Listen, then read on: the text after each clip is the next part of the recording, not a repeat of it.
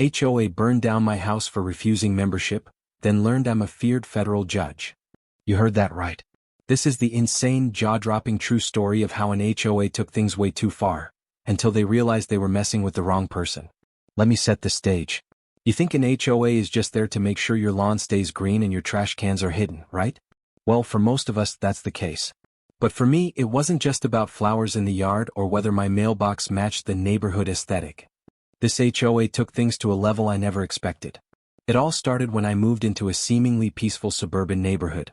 As a federal judge, I'm used to following rules, but I'm also used to enforcing them. Little did I know this HOA wasn't going to give me a choice when it came to their demands. They were going to force me into their mold, whether I liked it or not. It wasn't long before they sent me a letter. You know the type. One of those overly formal, condescending notes that basically says, "We've decided you need to comply with our rules or else." At first, I ignored it. I mean, I'm a judge. I'm used to handling legal threats. But then they started pushing. They kept sending more letters, more fines, and even threatening to take me to court. All over some petty rules I wasn't even aware of, to be honest. One fine morning, I woke up to the worst nightmare any homeowner could face. My house was in flames. Thick, black smoke filled the air as fire trucks swarmed around my property. I thought it was a mistake at first. But no, it wasn't. The HOA, in their twisted way of forcing compliance, had orchestrated an attack on my home. They didn't think I'd resist. They didn't think I'd fight back. But that's where they made their first mistake. I'm not just any judge. I'm a federal judge. And if there's one thing I know, it's how to bring the hammer down when it matters most.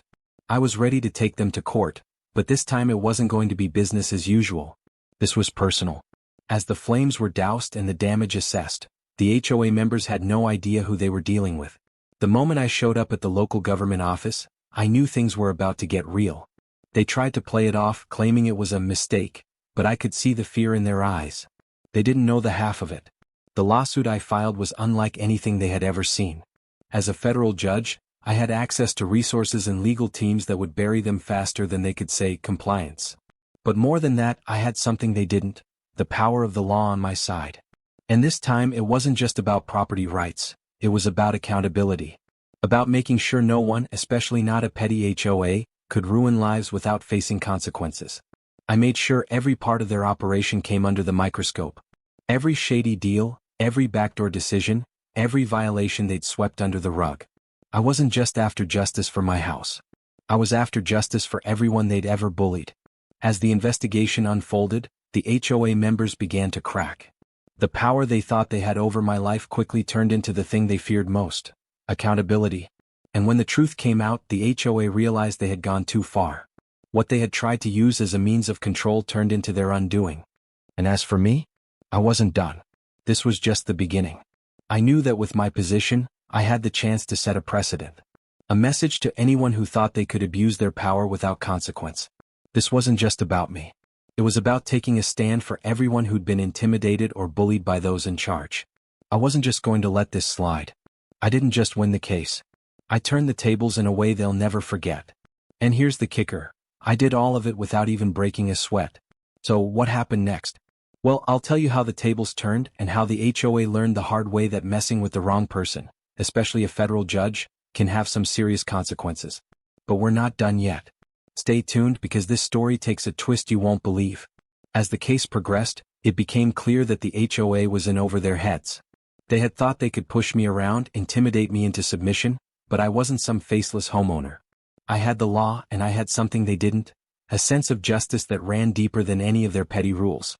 I dug into their operations, pulling at every string, and soon enough, the once unassailable HOA was unraveling. Their board members were no longer confident. Their legal team started to realize they couldn't win this fight. The tactics they had used to intimidate countless others, quiet threats, invasive inspections, absurd fines, weren't working against me. I wasn't going to let them off the hook for what they did to my home. This wasn't about money. It wasn't about getting a quick settlement. This was about making sure no one ever had to deal with an HOA abusing its power the way I had. I subpoenaed everything: emails, records, meeting notes. Turns out, the HOA had been involved in some pretty questionable practices, from financial mismanagement to outright corruption.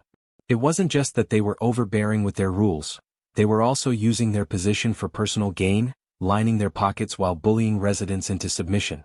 But the real game changer came when I started digging into their insurance claims. The fire that had destroyed my house wasn't just some random accident. I found evidence, solid, undeniable evidence, that they had been complicit in the attack on my property. It wasn't enough to prove they'd started the fire themselves, but the paper trail was damning. They had orchestrated everything from the fire department's delayed response to the suspicious behavior of their contractors.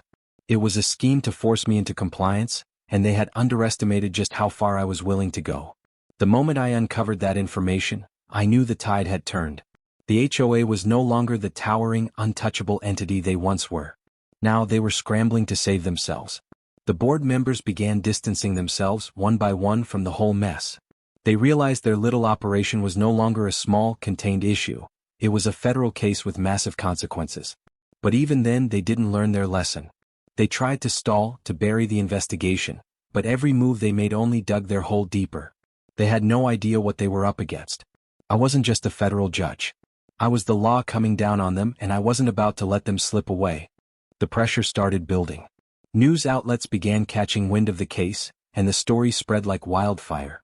The public wasn't just shocked by the arson, it was the audacity of the HOA to think they could get away with it. People from all over started reaching out to share their own stories of mistreatment at the hands of HOAs. It was like opening a floodgate. I wasn't alone in this fight, and that made all the difference. It wasn't long before the federal investigation expanded. Now, it wasn't just about me or my neighborhood. This was about exposing a pattern of abuse that had been allowed to fester for years. And the deeper we dug, the worse it got. But for me, it wasn't about revenge. Sure, seeing them sweat was satisfying, but my goal was bigger than that. I wanted to make sure no one else would have to go through what I had. I wanted to send a message to every HOA, every corrupt organization that thought they could trample over people without consequence. If you mess with the wrong person, you're going to face justice, no matter how powerful you think you are. The day of the trial came, and I stood before the court, ready to make my case. But what happened next took even me by surprise. The HOA's lawyers started crumbling under the pressure. They tried to downplay the evidence, but the truth was undeniable. Every document, every piece of testimony pointed straight to them. Their defense was a mess, disjointed, full of holes. They had no answers, no way out. And then came the final blow. I called in the witnesses. Residents who had suffered at the hands of this HOA. People who had been too scared to speak up, too intimidated to challenge the system. I gave them a platform to tell their stories, to make their voices heard. By the time they finished, it was clear the HOA wasn't just a nuisance. It was a corrupt, toxic organization that needed to be dismantled, for the good of every community it had ever touched. When the verdict came down, it was a landslide. The HOA was found guilty on multiple charges: arson, fraud, conspiracy, and abuse of power. And while the punishment would take some time to implement, the message was clear. No one, no matter how powerful, could hide behind a veil of authority and expect to get away with it. But that wasn't the end of the story. As I walked out of the courthouse that day, I knew the battle wasn't over. There would be more lawsuits, more resistance. But one thing was certain: I had just set a precedent. The tides had shifted. Homeowners, citizens, and anyone who had ever felt powerless against an HOA now had hope. And as for the HOA board members? Well, let's just say their lives were about to get a whole lot more complicated. The federal government doesn't take too kindly to corruption, and neither do I. As the dust settled, the real impact of the trial began to unfold. The HOA, once a well-oiled machine of power and intimidation, was now a shell of what it used to be. The board members, who once thought they were untouchable, found themselves in a world of legal and financial ruin. Some faced criminal charges. Others were hit with civil suits from homeowners who had been wronged. And even those who managed to avoid jail time would carry the weight of their crimes for the rest of their lives. But the most powerful part of this victory wasn't the punishment, it was the shift in the public's perception of HOAs. I had exposed something far bigger than the corruption of a single organization. I had shown people that no institution, no matter how entrenched, was immune to scrutiny. I had given them the courage to stand up against their own local HOAs. The ripple effect was real. Communities began pushing back against overreaching policies and unjustified fines. Neighborhoods that had been silenced by fear were now organizing, taking action, and fighting back. For the first time in years, HOAs across the country were on notice. They could no longer hide behind the guise of community standards, while operating with unchecked power. The days of operating with impunity were over. I'd become something of a folk hero in the process. My name spread like wildfire, part judge, part champion of the underdog. People from all walks of life reached out to share their own stories of HOA oppression. The calls came flooding in, and I knew I couldn't let this momentum fade. It wasn't just about one person or one case anymore. This was about something bigger. It was about ensuring that people were no longer subject to the whims of powerful organizations that thought they could bulldoze over individuals. But the pushback wasn't all positive. Of course, there were those who saw my actions as a direct threat to their authority. Many of the HOA's former allies came after me, questioning my motives, attacking my methods, even trying to discredit my career. They tried to paint me as a rogue judge, someone who had crossed the line between upholding the law and using it for personal gain. But the more they attacked, the more I leaned into my purpose. The law was on my side, and as I've learned over the years, the truth has a funny way of prevailing. The more they tried to tear me down, the stronger I became. Then came the moment I'd been waiting for, something that would make all of this worth it. A new bill was introduced in Congress, one that would set stricter regulations on how HOAs operate, with provisions that would make it easier for homeowners to challenge unjust fines and abuses of power. It wasn't just a slap on the wrist for the corrupt boards, it was a complete overhaul of how these organizations would function in the future. That bill wasn't just drafted because of my case, it was shaped by it. The fight I had waged in court had shifted the conversation on a national level. Lawmakers who had previously ignored the plight of homeowners now had no choice but to listen. My victory had paved the way for real, lasting change. And as that bill made its way through the legislative process, I knew this fight had just turned into a movement. A movement that would forever change the relationship between homeowners and their HOA boards. But while I was busy shaping policy, I couldn't help but notice something strange. There were whispers. Rumors of other, even darker practices happening behind closed doors. Other HOAs that had taken similar extreme actions. The fire at my house wasn't an isolated incident. In fact, it seemed like this kind of retaliation was more common than anyone had realized. I started receiving tips from residents all across the country, people who had experienced strange, aggressive behavior from their HOAs, unexplainable fines, weird inspections, threats that didn't make sense. At first I brushed it off. But then I realized the patterns were too strong to ignore. This wasn't just about a single rogue HOA. There was a systemic issue at play, something much larger than what I had initially thought. I had already cracked open one corrupt HOA, but what if there were more hidden in plain sight? What if these organizations, under the guise of protecting neighborhoods, were operating like criminal syndicates, bullying, extorting, and manipulating their way to power? The investigation was far from over. In fact, it was only just beginning. I knew it was time to dig deeper to expose the full extent of this nationwide issue. What I didn't know was that doing so would lead me down an even darker path. A path that would challenge everything I thought I knew about justice and about the people I trusted. Because when you start digging into corruption, sometimes you find yourself looking into a mirror, and what you see staring back at you can be terrifying. But I wasn't about to back down. Not now. Not after everything I'd fought for. I had become something more than a judge. I was the symbol of accountability, the beacon for anyone who had ever been oppressed by these systems. And I was about to uncover the truth, no matter how deep it ran. So, what's the real story behind HOAs, and what dark secrets are still lurking beneath the surface? Stay tuned, because the next chapter of this fight is going to reveal things that might just shock you. As the investigation deepened, it became clear that this wasn't just about isolated incidents or bad apples. There was something more insidious going on, something far-reaching and systematic. The more I pulled on the threads, the more I realized that many HOA boards across the country were operating like closed societies, a powerful and largely unregulated network where money, influence, and fear ran the show. Behind the neatly trimmed lawns and perfectly manicured houses was a tangled web of illegal activities that had been allowed to fester unchecked for far too long. It wasn't just about fines or ridiculous neighborhood rules anymore. These organizations were exploiting homeowners in ways that went far beyond petty disputes. There were shady financial dealings, secret kickbacks, contractors who were in on the scam, and even cases where residents had been coerced into selling their properties at drastically undervalued prices. All of this was happening under the radar, hidden by the fact that these boards operated with near-total immunity, protected by local governments who either didn't know or didn't care. The more I dug, the more I realized that the power dynamics at play were staggering. These HOAs weren't just arbitrarily applying rules. They were using their control over property values and daily life to manipulate entire communities. It was like a slow-moving, invisible hand controlling everything from who could live where to who could profit from it. And then came the bombshell. One of the homeowners who had reached out to me with their story, let's call him Jason, had worked in the local government before retiring. He knew how the game was played. He had been part of a zoning committee, and in passing conversation he mentioned that some of the larger HOAs were in tight with local politicians, controlling not just the rules of the neighborhoods but the development of entire districts. Jason shared documents with me that showed how these HOA boards were working in tandem with real estate developers to shape the market and drive property values up or down at will. They were influencing zoning laws, manipulating market trends, and essentially creating a rigged system that benefited the few at the expense of everyone else. That was the moment I realized this wasn't just about justice for me, it was about exposing a system of manipulation that affected millions of homeowners across the country. It wasn't about winning a case, it was about tearing down a corrupt establishment that had been silently abusing its power for decades. So I set out to take it down piece by piece. But I also knew that I couldn't do it alone. I needed allies. So I began reaching out to other federal judges, legal experts, and former insiders who had worked with or against HOAs.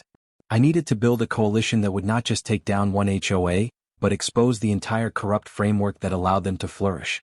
And that's when things got complicated. I won't lie to you, there were moments when I felt like I was going up against an army. These people, these organizations, were powerful. They had connections in high places and I knew they wouldn't go down without a fight. But the more I pushed, the more I realized how deep this ran. The corruption wasn't just on the local level. It had reached into state governments, into real estate boards, into law enforcement, and even into the federal bureaucracy. The further I went, the more I uncovered people who had been complicit in covering up these illegal activities. But what truly terrified me wasn't the scale of the operation. It was the people who were willing to do anything to protect it. I started receiving anonymous threats, phone calls, and even messages that hinted at things I didn't want to hear. They wanted me to stop. They wanted me to back off. And they weren't just talking about the lawsuit anymore. The threats weren't subtle. They were direct. One evening, as I sat at my desk reviewing the latest documents, I heard a loud bang outside my window. When I went to check, I found a small package on my doorstep. Inside was a note that simply read, "Stop digging or we'll dig for you." It was the first time I truly realized just how far these people were willing to go to protect their empire. But instead of scaring me off, it lit a fire under me. It was exactly the kind of tactic I expected from an organization that had gotten too comfortable with their power. This wasn't just a matter of property rights anymore. This was a matter of life and death, integrity and betrayal. I had a decision to make: back off and walk away, or push forward and expose the full extent of what I'd uncovered. I knew I couldn't stop. Not after everything I had learned. So I called in the big guns. I contacted the FBI. It was risky. If word got out that the federal government was involved, it would create a massive ripple effect, and I'd be putting myself and everyone else involved at serious risk. But I also knew that if this was going to go beyond a single case and become a full-blown investigation, I needed resources that went beyond my own network. I worked with a team of special agents, and what followed was a series of undercover operations, surveillance, and cross-country investigations that uncovered even more about the dark side of these organizations. We found evidence of bribery, kickbacks, and even more disturbing, ties to organized crime. I wish I could tell you this was all new information, but the more we dug, the more we found that these HOAs weren't just controlling neighborhoods, they were part of something much larger and far more dangerous than I ever imagined. The deeper we got into this investigation, the more I realized that the fire at my house hadn't been an isolated incident. It had been a warning. The people behind these organizations weren't afraid to make a statement. And now that I had the FBI involved, I knew I was dealing with an enemy that would stop at nothing to protect their secrets. But I wasn't backing down. This was bigger than just one neighborhood. This was about exposing a system of corruption that reached into the very fabric of the country. As the investigation continued to unfold, I started to piece together the full scope of what was at stake. And the more I saw, the clearer it became: I wasn't just fighting for my house anymore. I was fighting for the future of every homeowner in America. But there was one question that kept lingering in the back of my mind. Who else was involved in this massive network? And more importantly, who was pulling the strings behind it all? I was about to find out. The FBI task force assigned to the case had codenamed it Operation Keystone, a nod to the fact that HOAs were being treated like the keystone of a larger structure, an intricate network of financial manipulation, property laundering, and political influence that extended far beyond any single neighborhood. The more we uncovered, the more apparent it became that someone, possibly several people, were orchestrating this entire operation from the shadows. And that's when we found him. His name was scrubbed from most official documents. He didn't attend HOA meetings. He wasn't listed on any board. He never signed a check or appeared in emails. But his name showed up just enough. In investment trusts, in shell companies, in closed-door real estate deals that funneled millions through HOA contracts. To most people he didn't even exist. But to us he was about to become the center of the storm. Let's call him Mr. Dalton. Dalton wasn't just an investor. He was the architect. A former city planner turned private developer with ties to dozens of HOAs, zoning committees and property management companies. He'd built his empire quietly over 2 decades, hiding behind layers of legal insulation and fake LLCs. He used HOAs like chess pieces, installing loyal board members, funding campaigns, and using legal loopholes to trap homeowners into contracts that handed control over their lives straight into his hands. When we finally linked Dalton's financials to the HOA that torched my house, the scale of it hit me like a freight train. This wasn't just a rogue board acting out of spite. They were executing orders. Coordinated. Calculated. Deliberate. The fire wasn't emotional, it was strategic. A message to resistors. A warning to anyone who challenged their authority. Dalton had built an empire on fear and I had just walked right into its heart. We knew bringing him down wouldn't be easy. He had friends in high places, judges, senators, police chiefs. People who owed him favors or were quietly benefiting from his empire. That's what made him dangerous. He didn't need to threaten people, he owned them. But what Dalton didn't know was that I was already 10 steps ahead. Every connection he had, every shell company, every false front, we were tracing them. One by one. And with the FBI watching every move, every deal he touched became another thread in the noose tightening around his empire. But even as we built the case, we knew time was against us. Dalton was starting to feel the heat. We intercepted communications between his lawyers and several high-ranking HOA officials. Talks about cleaning house, erasing old records, and even mentions of disappearing witnesses. This wasn't just about a legal cover-up anymore. This was a scramble to erase history. That's when the threats got personal again. Late one night, I received a photo on my phone. It was my old house, what was left of it, taken from a strange angle with a timestamp from just hours earlier. No message. No warning. Just a silent reminder. They were still watching. But I wasn't rattled. I was furious. Dalton had crossed a line. And now, I had the legal authority, and the moral obligation, to take the fight to him directly. I wasn't just going to dismantle his network. I was going to expose it for the entire country to see. And if he wanted a war, he was going to get one. So we went public. The FBI released limited information to the media, just enough to spark curiosity, just enough to make the public aware that a sweeping investigation into national HOA corruption was underway. It was a risky move, but it worked. Suddenly, whistleblowers started coming forward from every corner of the country. Former board members, financial auditors, contractors who had been forced to work under the table. One even had a recording, audio proof of Dalton instructing a board to apply pressure on a homeowner until they either signed or left. The tide was turning. But Dalton, even backed into a corner, wasn't out yet. He had one last play.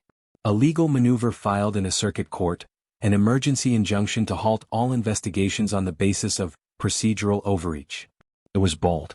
Brazen. A last-ditch effort to stall the investigation long enough to bury the evidence. But here's the part he didn't anticipate. The judge assigned to review the injunction? Me. Now obviously, I recused myself from presiding over anything directly related to the case. But the moment that paperwork crossed my desk, even in a preliminary filing, I saw everything I needed to. Dalton had no case. His lawyers were bluffing. Their only goal was to delay. To throw up legal roadblocks while they shredded documents, paid off the right people, and quietly faded into the background. Not this time. We had the momentum. The public was on our side. Congress was now calling for a full federal review of HOA laws, and a bipartisan committee was being formed to investigate real estate corruption at the national level. For the first time in decades, the system that had allowed people like Dalton to thrive was cracking.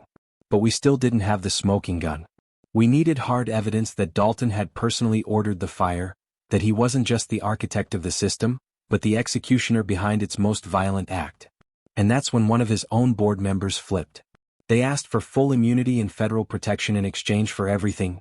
Emails, recorded phone calls, wire transfers, internal meeting notes. And in that treasure trove of evidence we found it.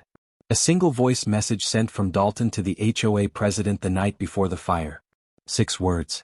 Make him a lesson. Tonight. There it was. Direct intent. No ambiguity. Dalton had ordered it. And now there was nowhere left to hide. With that voice message in hand, the entire investigation shifted into overdrive. We secured a federal arrest warrant for Dalton.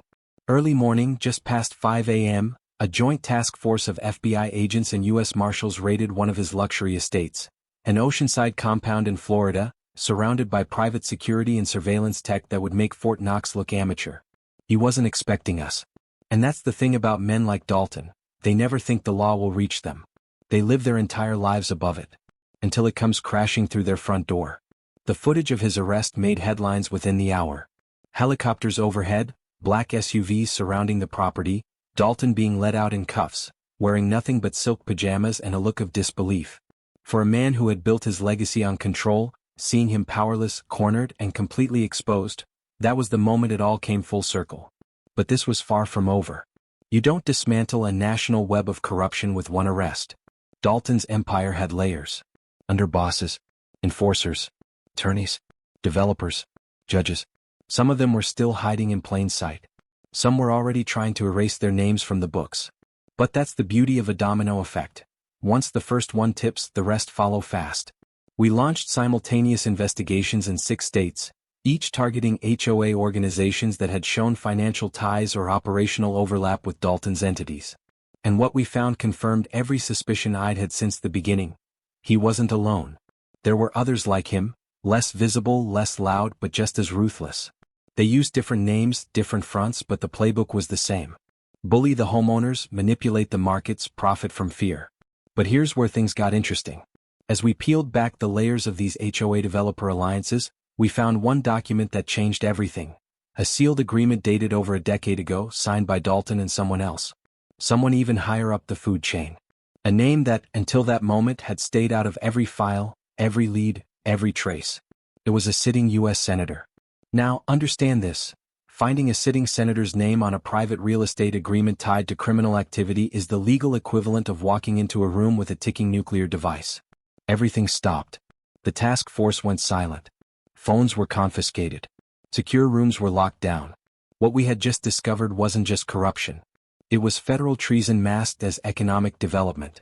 The senator, let's call him Senator Langston, had been a longtime advocate for community development initiatives and property market growth incentives. His public speeches were about progress, security, and suburban revitalization. But behind closed doors? He had been funding and protecting HOA networks just like Dalton's in exchange for equity stakes and campaign donations washed through fake community grants. It was the real reason so many of these HOAs could operate with impunity. They weren't just backed by lawyers, they were backed by lawmakers. And if Langston went down, it would shake the foundation of DC itself. But here's the problem. You don't indict a sitting senator overnight. There are protocols, red tape, and a political machine waiting to spin the narrative before the truth even hits the ground. So we did the only thing we could. We leaked it. Not recklessly, not illegally, but strategically. A whistleblower dropped the documents to a major investigative journalist, someone I trusted, along with context, evidence, and a very clear timeline of Langston's involvement. Within 24 hours, it was on every major news outlet in the country. Senator tied to HOA arson conspiracy, federal judge leading the case. The story exploded. Langston denied everything, of course. He called it a smear campaign orchestrated by a rogue judge with a vendetta.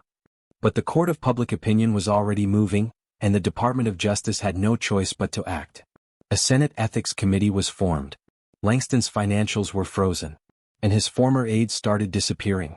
Some into hiding, some into custody. Meanwhile, Dalton was finally sitting in a federal interrogation room, facing more charges than most crime bosses rack up in a lifetime. Racketeering, conspiracy, arson, witness tampering, fraud, wire fraud, extortion.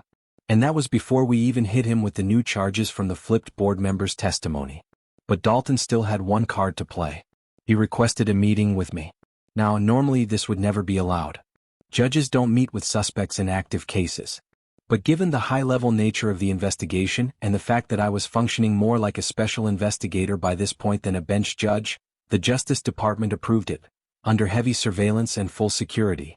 I walked into that room not knowing what to expect. But Dalton? He was calm, almost amused. "You have no idea," he said, "how far this goes? You think you've won?" I didn't flinch. I just stared at him. He leaned forward, eyes locked on mine. "I was the middleman," he said. "There are people above Langston. People you'll never find. And if you keep digging, you won't live long enough to try." It was a threat, thinly veiled. But what stood out wasn't the threat itself, it was the confidence in his voice. The certainty that even if his empire had fallen, there were others untouched. Waiting. Watching. That's when I realized, this wasn't just about corrupt HOAs or crooked politicians or even Dalton himself. This was a system. A network of power that ran deep into the foundations of government, finance, and property law. It had been operating for decades, possibly longer. And the only reason I had gotten this far was because they didn't see me coming. But now, they knew exactly who I was. And I was going to burn the rest of it to the ground. I left that interrogation room with one thing burning in my mind: Dalton wasn't bluffing. His confidence wasn't the arrogance of a man cornered, it was the certainty of someone who knew the deeper structure would survive without him. The HOA corruption ring we exposed was just the outer crust. Beneath it was something older, more organized, and far more protected.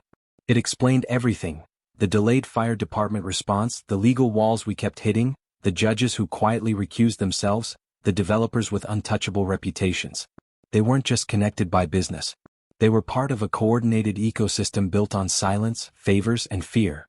That night, I sat alone in my temporary safe house, files spread across every surface, phone lines secured, devices swept for bugs.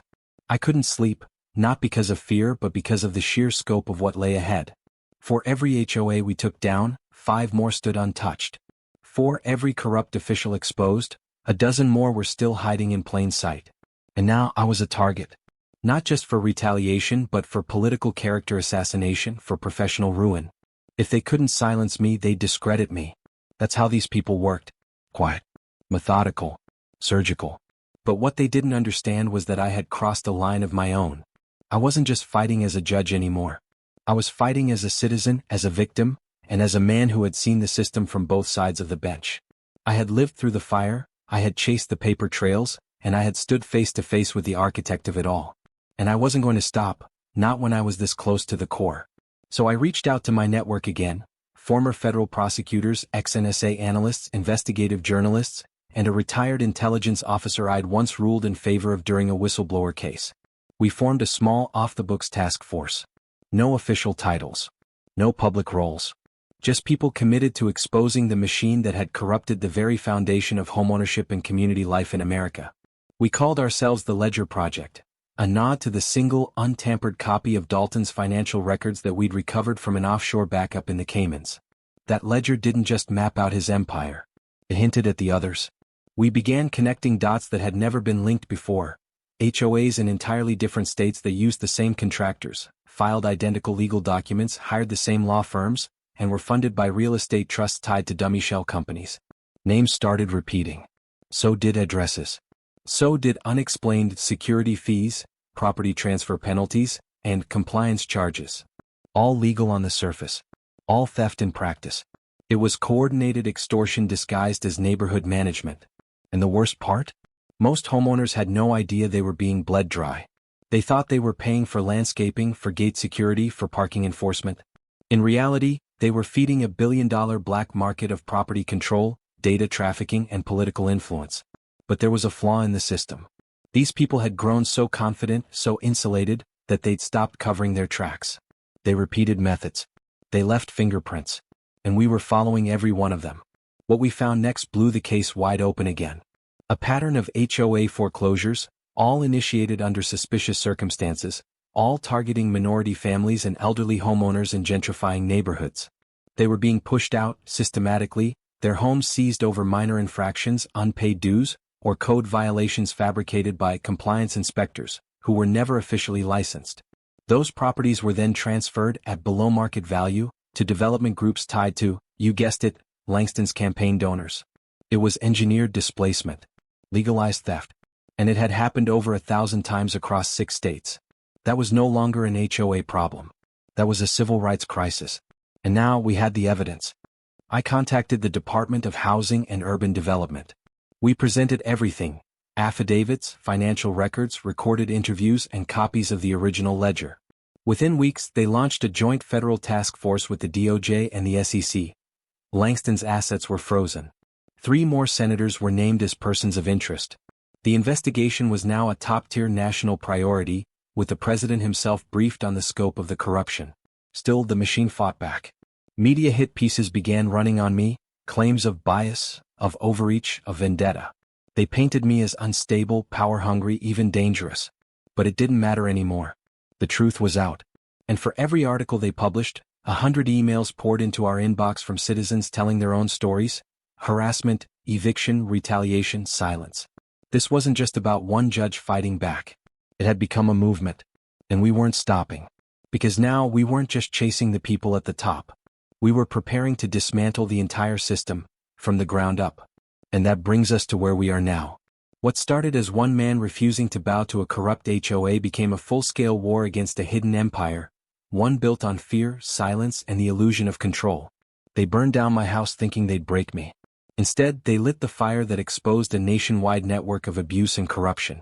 And I'm here to tell you, no matter how deep their roots run, no matter how powerful they think they are, when justice comes knocking, no gate code in the world can keep it out. This fight isn't over. Not even close. But the walls are cracking. The truth is spreading. And the people are finally standing up. So, if you've ever been threatened by your HOA, if you've ever felt powerless in your own home, or if you just know deep down that something isn't right, don't stay silent. Because I didn't. And now, they know exactly who they're dealing with. This is just the beginning. Thanks for watching. Stay sharp. Stay loud. And never let anyone take your home, or your voice, from you. Subscribe for updates because the next chapter is coming fast.